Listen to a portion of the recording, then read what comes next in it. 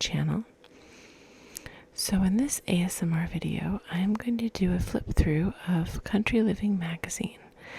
And I started getting Country Living because we are going to be starting some improvements on the little 800 square foot house that we live in here in North Idaho. And we're starting with just simply doing some painting, making it easy and doing probably the easiest thing. And so I'm going to be doing some painting in the kitchen and the living room, which are actually basically the same room. But we're also going to be starting to renovate the garage into the back half will be a third bedroom, and eventually the front half will be a new entryway. It'll be a kind of a mudroom, pantry, entry into the house, and possibly even a full bathroom. So, but that's, the planning stages are kind of still in the works for that. But for sure, the back half is going to be a third bedroom, which of course we need with a new baby. And yeah, but anyway, we're starting with painting, and I'm working on picking out my paint colors and all of that. But anyway, let's start flipping through this Country Living magazine. So this one is I don't know what you call it. It's not really the title, but I guess the main focus of the cover is The Simple Joys of an Old School Summer.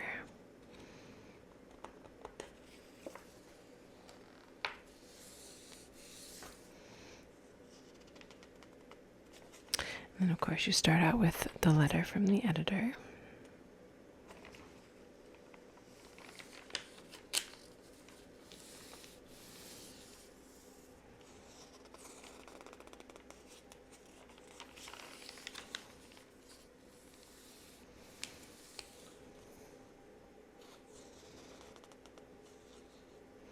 You've got some very summery pictures here.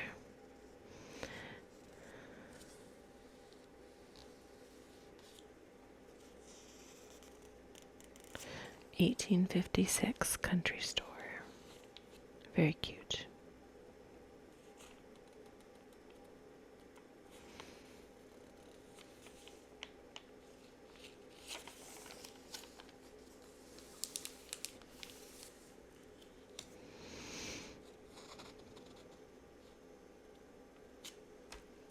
Here's an advertisement, but it's showing some paint ideas. Here you've got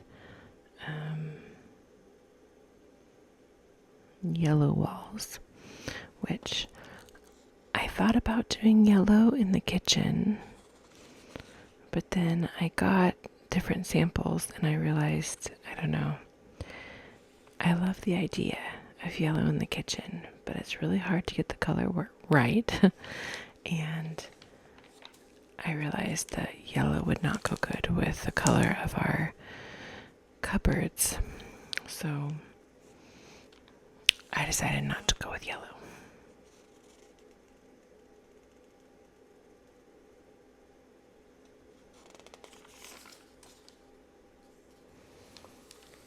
Tree swings. When I was a kid, the property that we lived on, my brother and I, it was wooded, and it had a big pond with a little creek that flowed through the property. And the pond, it was seasonal, and so the pond would go away by late summer, and at one end of the pond there was a tree with the perfect branch to make a swing. And so we made basically a rope swing, and we would swing out over the pond, the empty pond. And it was quite fun. And we did it all by ourselves. We didn't have any help.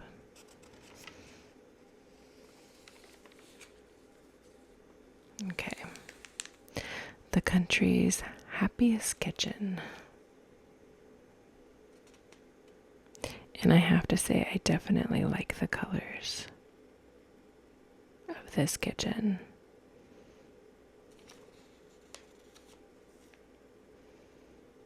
I really like the blue trim on the windows, and then of course the green. This is a really cool sink. It's like a farm sink, but then it has this, I don't know what you'd call it, just this design on the front of it. Very cute.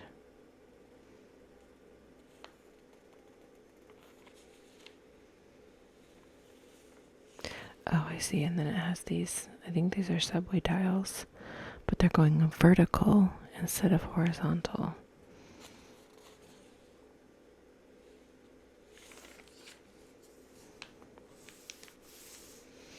Oh, and here's their cute little breakfast nook.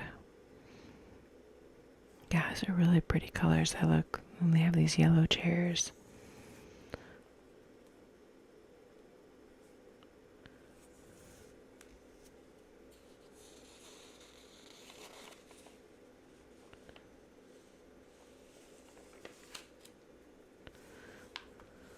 Naughty by nature.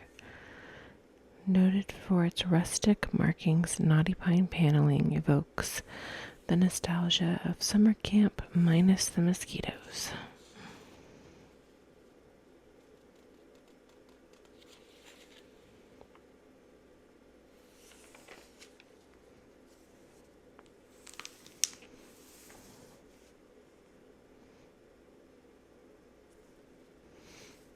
So this is really pretty. The wood paneling. I don't know if you'd call it, is it wood paneling? I guess so. The pine paneled kitchen of this Wisconsin home, formerly a Boy Scout camp, evokes a nostalgic spirit without feeling dated. Ivory and green cabinetry help temper the more rustic materials. Because, definitely some wood paneling would feel very dated. Actually, the house that we had on that property that we grew up on had wood paneling. The origin of the beloved knots. Dark and oddly shaped knots in wood are a quirky reminder of the once living tree. As saplings grow sky high, they engulf small supportive branches that are no longer useful and surround them with new growing green wood. These dead branches then harden inside the trunk and create those iconic pock marks.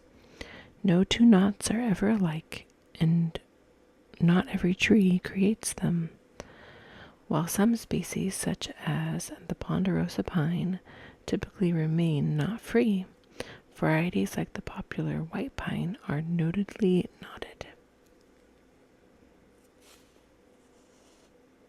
And we have both ponderosa pines and white pines here in North Idaho. This is really cool, like a little bed nook.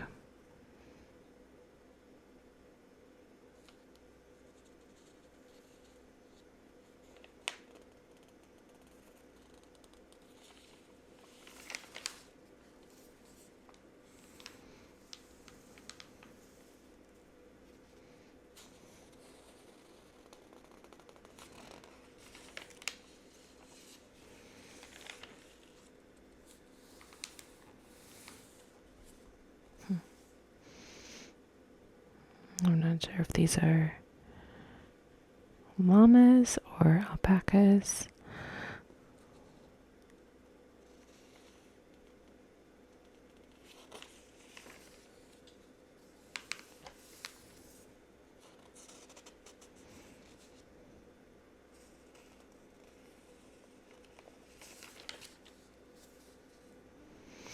A cabin or cottage by the water.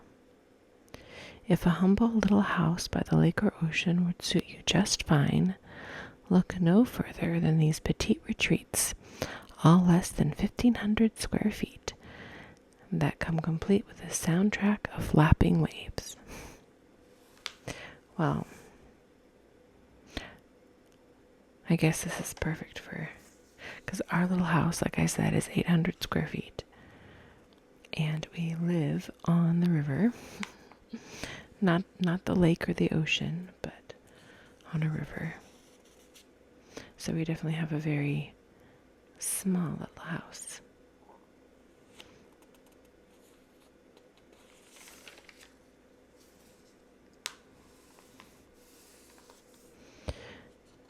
So yeah, they have this little section of houses that are for sale. This one is Westport, New York. 2 bedrooms, 2 baths. Quite pricey. Sandwich, Massachusetts. 2 bedrooms, 1 bath.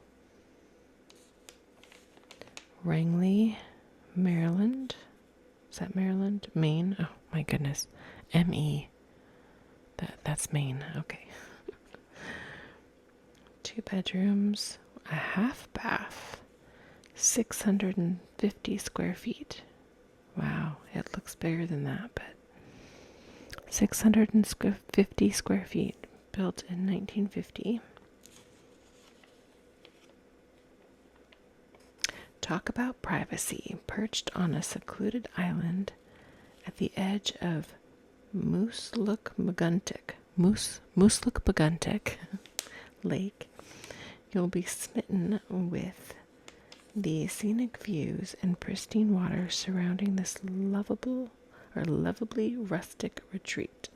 The propane stove and outdoor shower provide just enough not quite roughing it conveniences. Bonus, it comes with an acre plus lot on the mainland.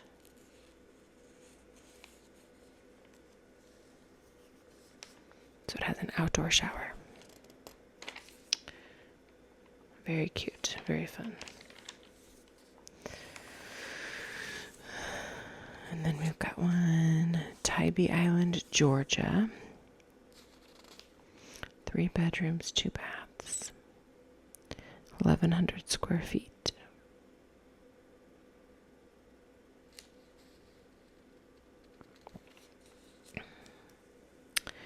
And then Mystic, Connecticut.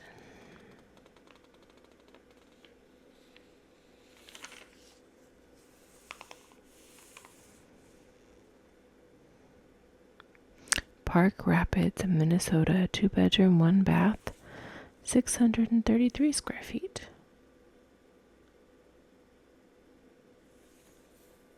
This is so cute. Oh my goodness. South Kingstown, Rhode Island. 1 bedroom, 1 bath, 347 square feet. Why you'll love it.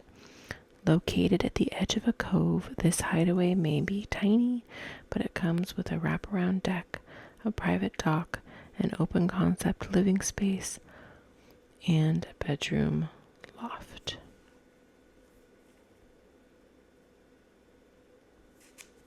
So they have one tiny little picture of the inside. It's like some of these I would love to see more of the inside of. But this is really cute. It just needs a little window right here, I think.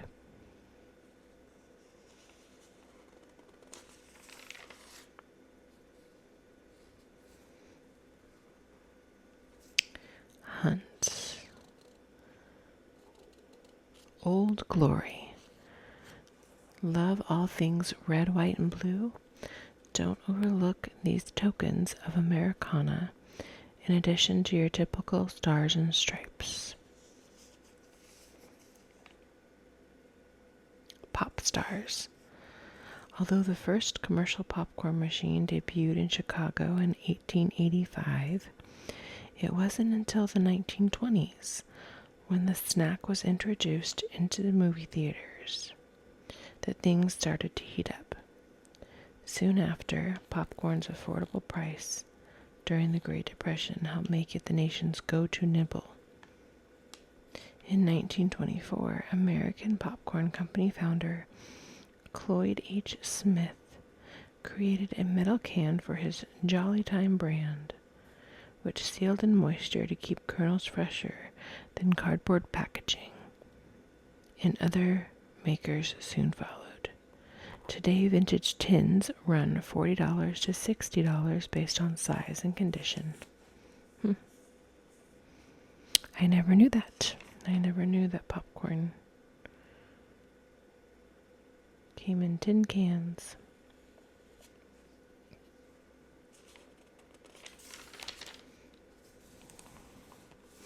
Fit to be tied. These are vintage handkerchiefs.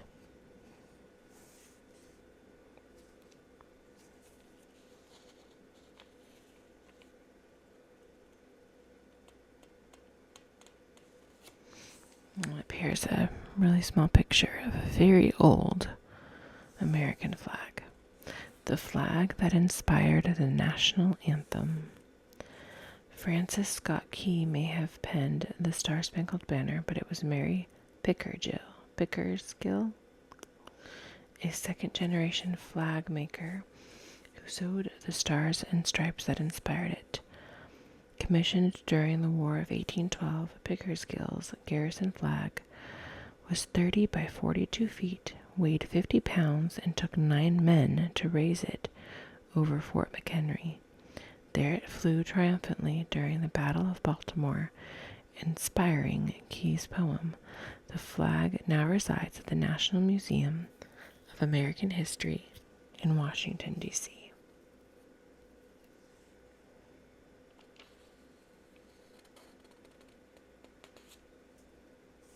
Pole position.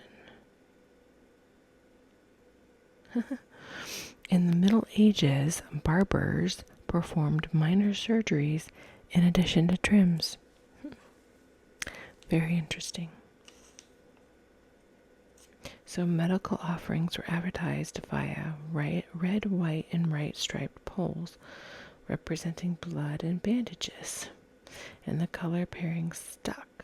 Versions with blue stripes are mostly found in the U.S., the third hue likely added for patriotic appeal. Poles were stationary and hand-painted until the early 20th century, when rotating cylinders came to be. And by the 1920s, most were electric. Today, antique poles run much more than a shave Today, antique poles run much more than a shave and a haircut, with many priced in the thousands. Wow. So that's where the that little red and white striped spinny cylinder at old barber shops comes from. Never knew that. You always learn something new. Here's some vintage sparkler boxes.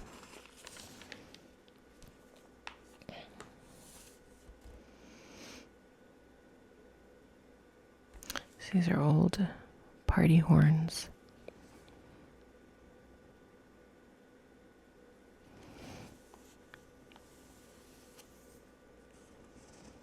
A brief history of Cracker Jack prizes.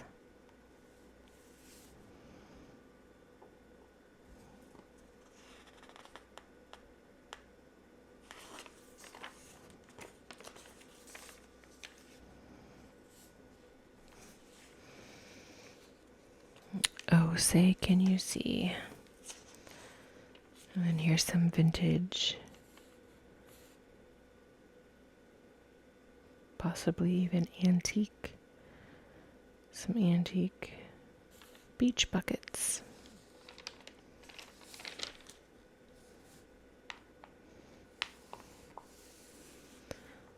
What is it? What is it worth? So this is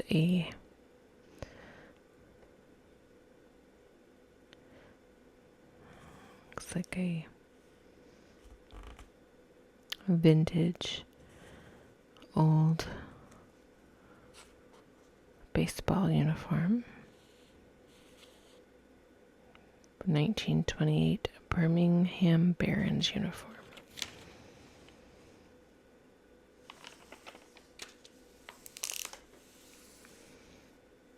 An old tricycle from the 1950s.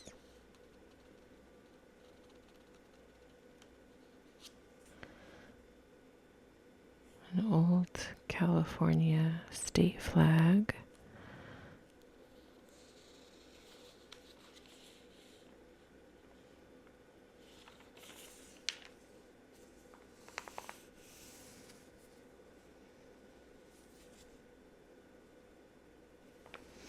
Coca-Cola thermometer.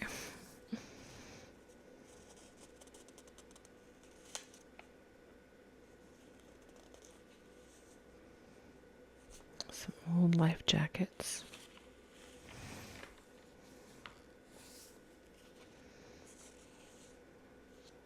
Gather pit stop. There's nothing quite like gloriously juicy in-season peaches. So grab all you can while the getting's good.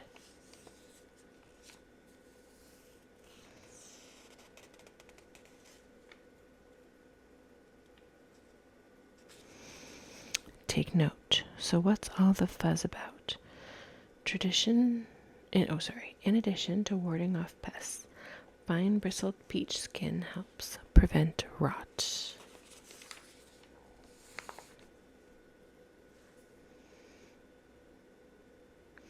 And here they have some peach ideas for using peaches.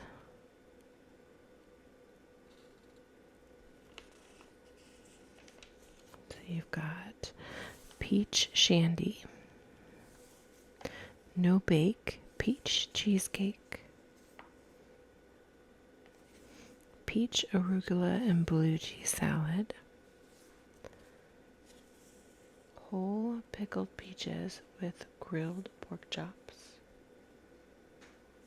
peach and bacon pizza,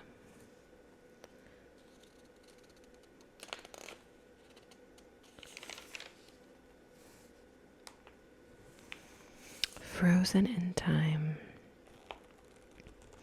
Now serving nostalgia. Turn your favorite flavors from the ice cream truck into cool crowd pleasers. Strawberry shortcake ice cream bars.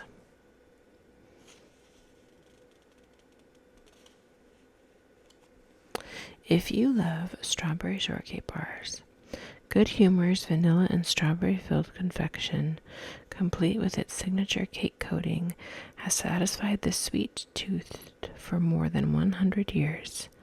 If you know, you know. Featuring homemade sorbet and crushed shortbread cookies, these strawberry shortcake ice cream bars will inspire the same sort of dessert devotion.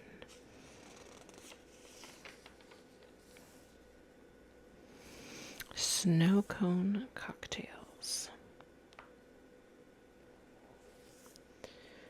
Fudgesicles, so no churn fudge ice cream. Creamsicles. See, I loved creamsicles. Orange cream icebox pie.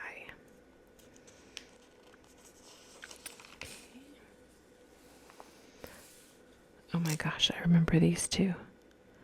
Bomb Pops. This July 4th favorite can be traced to Kansas City, Missouri, where Merit Foods debuted the patriotic treat designed like a bomb with 6 fins during the early days of the Cold War. The company later sold to Iowa-based Wells Dairy. The Popsicle brand created their variation, the Firecracker, in 1989. This red, white, and blue sorbet loaf serves up a similarly sweet and tart experience in the form of cherry, lime, and coconut flavors. This is red, white, and blue sorbet loaf. Sugar cone cookie ice cream sandwiches.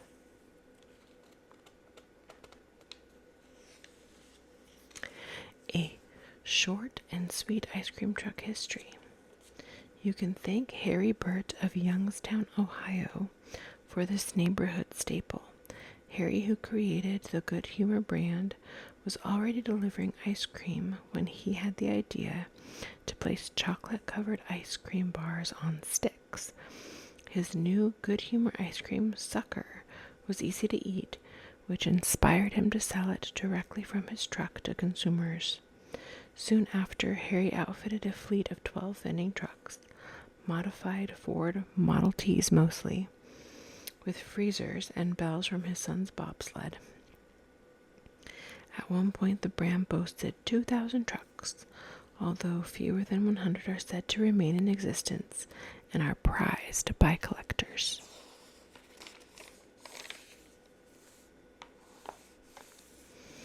Into the wild blue yonder, a hunt for a beautiful sunset leads to a fruitful career for second-generation farmers in Dresden, Maine.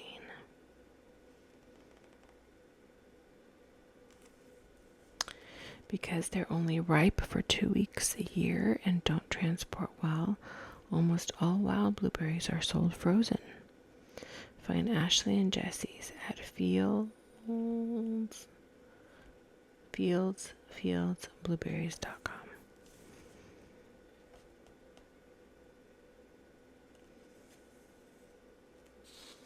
So these are wild blueberries. So wild blueberry bushes grow low to the ground because when I think of blueberry bushes, I think of, the big bushes that actually grow up. And I used to actually I had a few blueberry bushes of my own that I grew. They looked a lot different than this.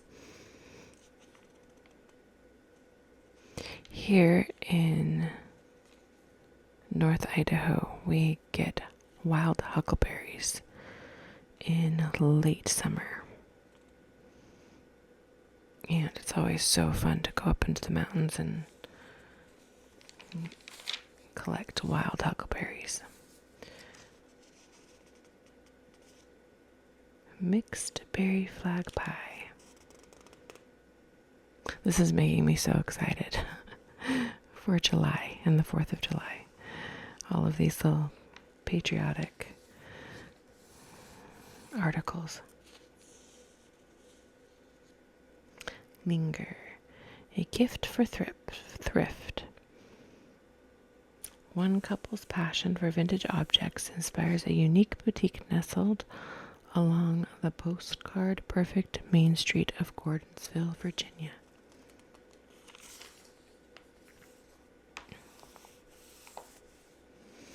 Some vintage quilts. These are cool. These little vintage hangers. I always thought it'd be fun to have a clothesline for, I would use it for hanging up white laundry, if I had one. I remember I have a great aunt and uncle who lived in Baker City, Oregon, and when I was growing up, they had this very, very, very old house. I don't even know how old this house was, but it had the old metal posts in the backyard for a clothesline. And for some reason, I don't know why, as a kid, I was always fascinated by that. It's probably because it's something you just don't see people using anymore. But it is a very fun idea. I guess here it says that she uses it to photograph the clothes that she sells in her thrift store.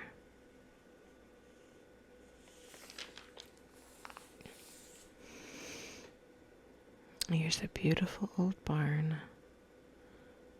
Prince Edward County, Ontario.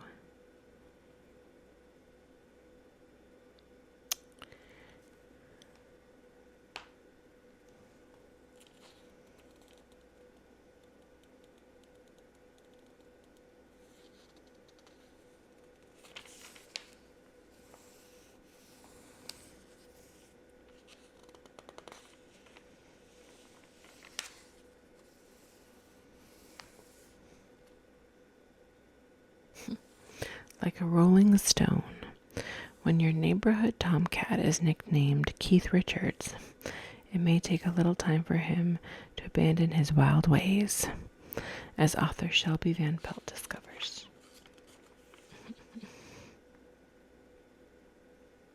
So a little story about a neighborhood tomcat nicknamed Keith Richards.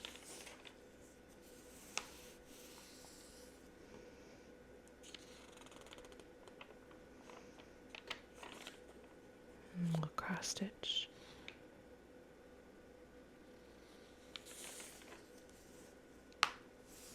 Haven on the Harbor. Oh, these are so pretty. I love this. The white with the green trim. Oh, they actually give you the colors. So the white is vanilla milkshake, and the trim is halcyon green. That's very pretty.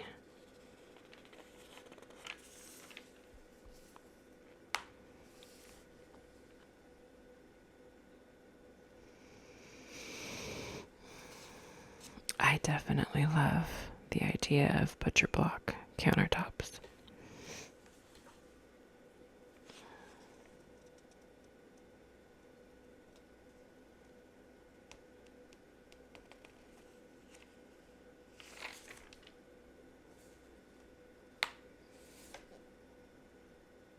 This is really fun. This is very rustic.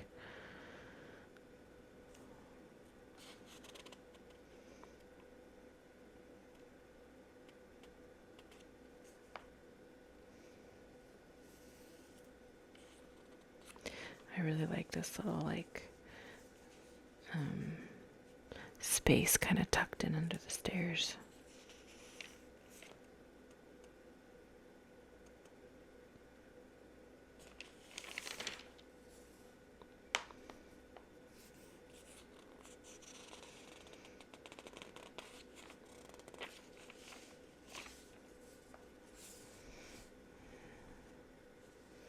This is a really cool looking house.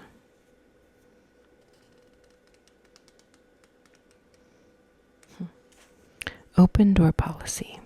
To lure their grown kids back home and make room for future generations, a California couple builds a relaxed retreat that beckons bare feet.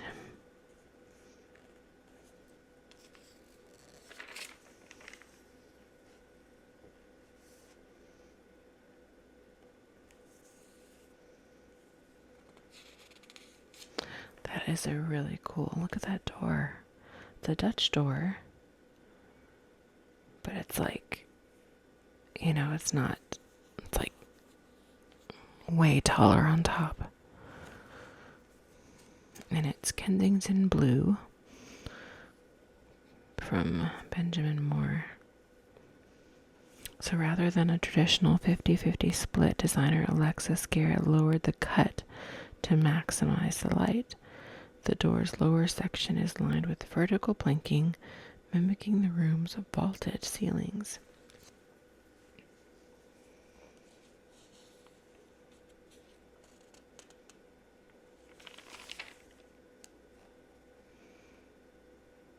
That's a very pretty tile behind the stove.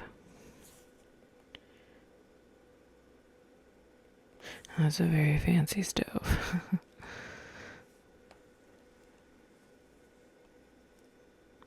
So one of the things we're talking about doing to hopefully maximize our little kitchen dining area space a little bit better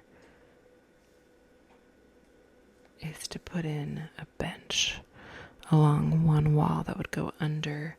There's a window in, I say quote unquote, the dining area, even though it's kind of it's just one room, but we were going to put a built-in bench under the window is the idea. And I love the idea of putting little pillows and stuff on it. And that will just make it so that you can I don't know, it'll just help with the fact that it's a very small space to do a built-in bench. But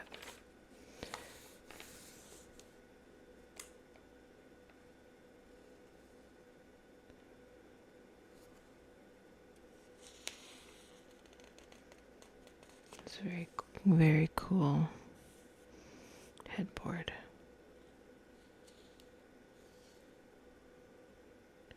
It's a hand-painted French screen.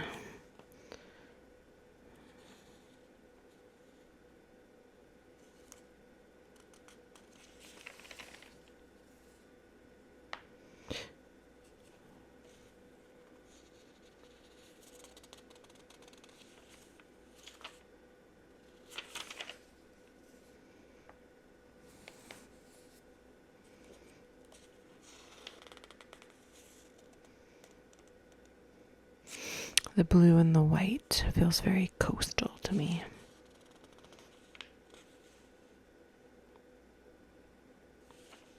On Island Time.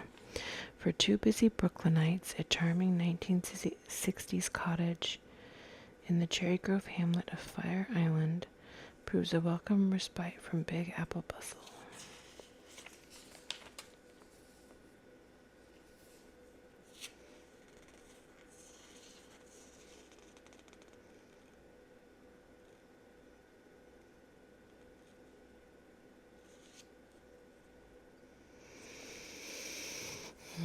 Incorporating older items is a forgiving way of decorating, one that helps imperfections make sense.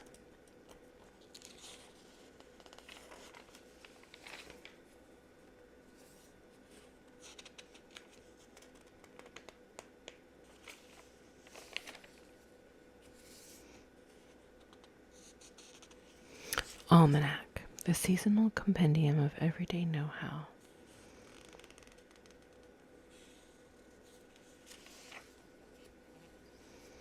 Shades of Summer.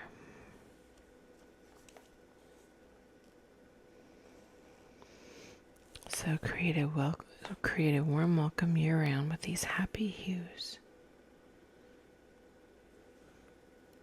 It says freshen up a front door with a lush light green. That would be a really pretty color for a front door. So I'm painting.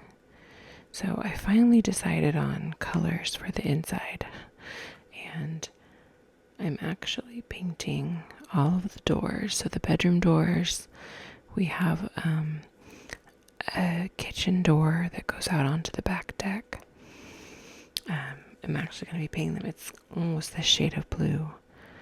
It's called Clear Pond is the blue I picked for the doors. The trim will be white. It's already white, but I'm going to repaint all of the trim just to really freshen it up. And then we're doing a gray for all of the walls. So I love these two colors together. I would almost call this blue like a French blue, but our goal, I guess, is to have this little house eventually feel like a little English country cottage. That is my dream. And so we're figuring out ways to make it feel like more like a little English country cottage. We're going to put some probably darker wood paneling up on the ceiling. I don't know. We're coming up with ideas of what we could do. But first things first, I'm painting, as I said before. And then here in the back, they have all of the recipes.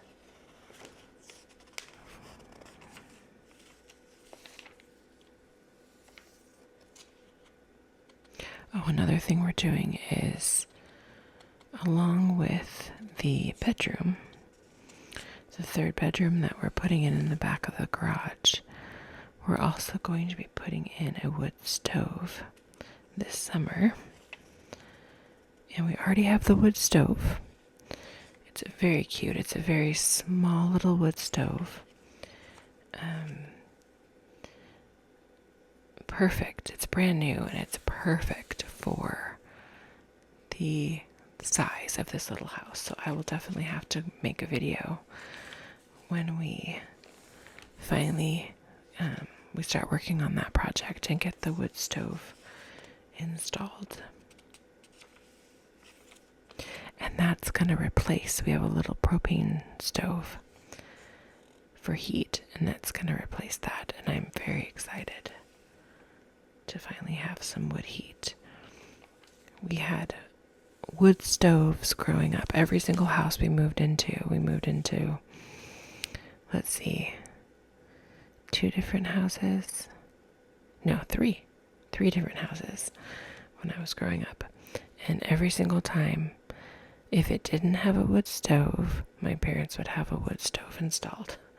So I absolutely love wood stoves. Okay, that is the end of that magazine.